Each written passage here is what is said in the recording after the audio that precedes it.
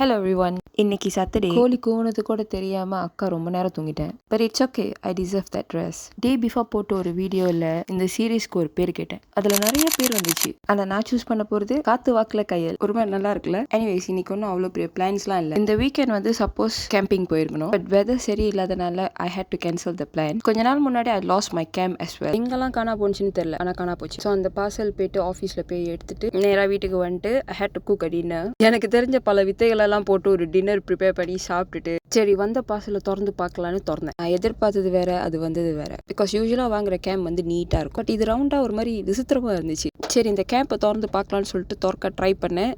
அதை திறக்கிறதுக்கே எனக்கு ரொம்ப நேரம் எடுத்துக்கிச்சு.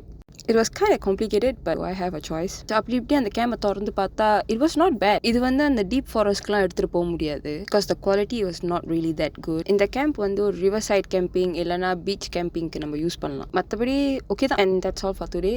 உங்களை நாளைக்கு பார்க்குறேன். Bye bye.